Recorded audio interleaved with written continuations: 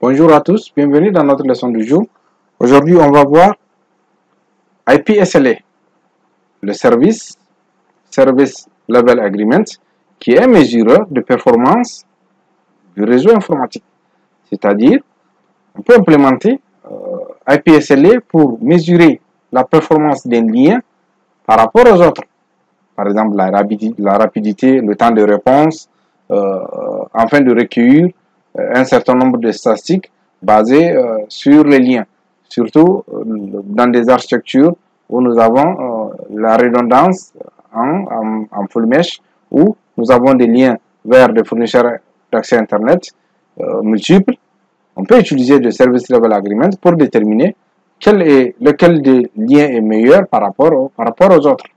Et cette technologie a été au départ créée par Cisco, qui lui aussi se basait sur le Service Assurance Agent, qui est l'ancien SLA. Aujourd'hui, presque toutes les implémentations des plateformes, des différentes plateformes, ils ont leur mode de configuration qui diffère un peu, mais ils fournissent les mêmes services. Par exemple, le mesureur de paquet IP peut être un ICMP, peut être deux protocoles UDP, un protocole de transport, UDP, TCP, HTTP, tout dépendra de quel protocole vous voulez utiliser comme mesure de performance pour mesurer un lien donné. Et nous, dans notre cas, on va juste essayer de voir la configuration. Et sur les prochaines leçons à venir, on va essayer de le combiner avec des routes statiques pour voir comment ce service de mesureur va se comporter. Donc, on va essayer de configurer avec R1. On suppose que R2, plutôt, excusez. On va essayer de faire la configuration sur R2. On suppose que R2, c'est un routeur interne. C'est un routeur interne. Ici, donc je lui donne un nom, par exemple ici. Ici, par exemple, je peux dire que OK, c'est Internet. Ici, ce sont les services, ce sont les fournisseurs d'accès Internet. Je vais changer un peu de couleur. OK. Je vais changer. OK. Je vais dire que ce sont des OK. Voilà. Ce sont les fournisseurs d'accès Internet ici. Donc, on va essayer une des interfaces de ce routeur pour simulation, pour vérifier la vie d'un lien, c'est-à-dire pour mesurer un lien. Et après, on va vérifier les statistiques que génère notre routeur local. Donc, sans tarder, on va sur R2. On va aller dans le mode de configuration globale.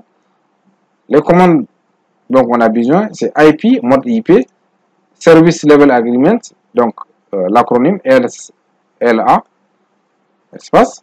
On choisit un numéro et puis entrée. Un numéro d'identification. OK. Il dit que ça existe. Okay. Je vais supprimer cela. Et puis SLA. Prénom, ça existe. Donc on va prendre un autre. IP SLA, ou bien on supprime l'existant. IP SLA. IP SLA 1. On va supprimer. Donc non.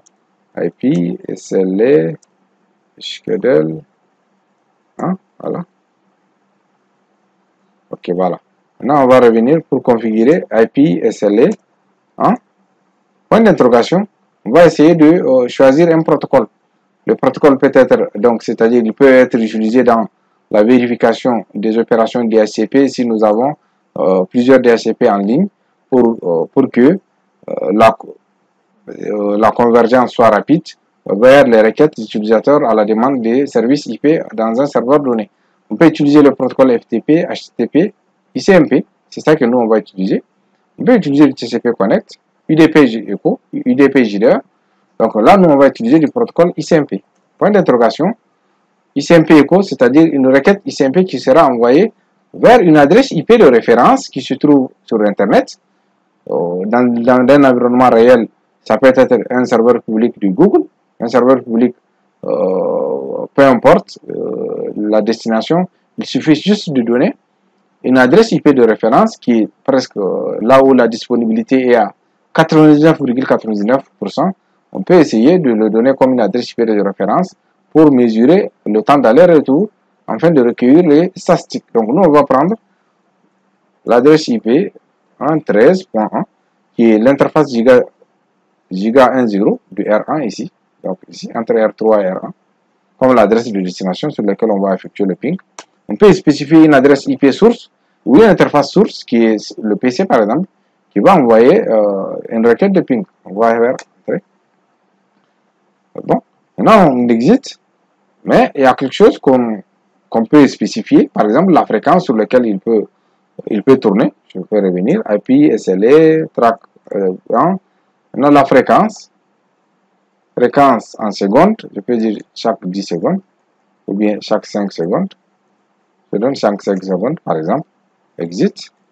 Maintenant, ici, ça nous reste à programmer le démarrage de notre mesureur. Quand est-ce que notre mesureur, le service de mesureur de lien doit démarrer. Donc, pour le démarrer, IP SLA, scheduler. Donc, le numéro du SLA, hein. Donc, on peut choisir récursif, on dit prop to schedule automatically every day. Ou bien on fait du start time. On prend un start time, ça démarre quand? Démarrer, donc maintenant. Démarrer maintenant. Ou bien on fait démarrer. Start time, on précise after, donc certains moments, l'heure et seconde. Maintenant, pending en attente. Moi, je vais choisir now, donc démarre maintenant. Point d'interrogation. On peut dire, OK, récursif par exemple, tous les jours, il faut démarrer tous les jours. OK, entrée. Voilà. Maintenant, on va aller dans mode privilégié pour vérifier. IP, show, IP, SLA, point d'interrogation, par exemple, summary. Là, vous regardez, le temps d'aller-réponse moyen en millisecondes est de 25. Regardez, ça a été démarré quand? Il y a 2 secondes. Active, si c'est active, c'est en étoile. Si c'est inactive, c'est le signe chapeau. Et si c'est en pending, voilà le signe qu'il donne. Donc, pour nous, c'est actif. Voilà, il est là. Actif. Le type de service de mesureur est du protocole ICMP.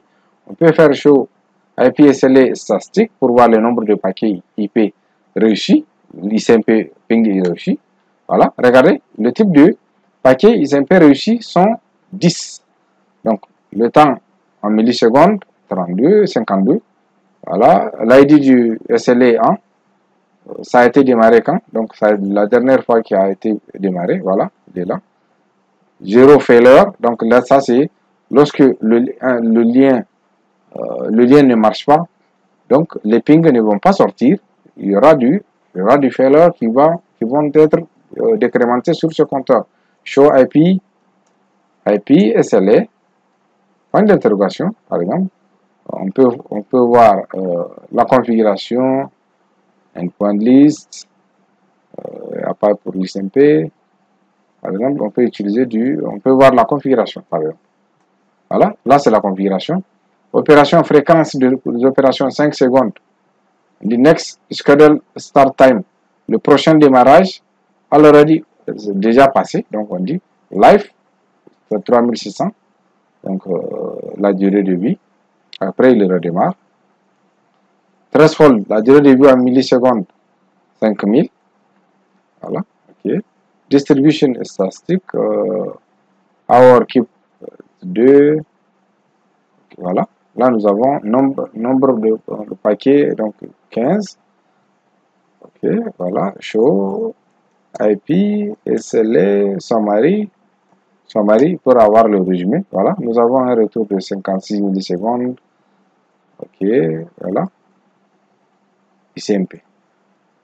Dans cette leçon, nous venons de voir la configuration d'une technologie de mesureur de performance d'un lien réseau. Et ces performances peuvent être utilisées dans le cadre de diagnostic d'un lien, dans le cadre de vérification, c'est-à-dire pour tirer les meilleurs liens parmi plusieurs liens dont vous possédez. Lorsque donc vous avez une topologie redondante, vous pouvez implémenter ce service level agreement pour déterminer les temps dans les réponses et afin de ressortir les liens c'est-à-dire les liens les plus rapides, les plus performants par rapport aux autres. Dans la prochaine leçon, on va essayer d'intégrer notre mesureur de paquet, qui est notre mesureur du réseau. On va essayer de coupler cela avec des routes statistiques vers l'Internet, par exemple. Merci, on se dit à la prochaine.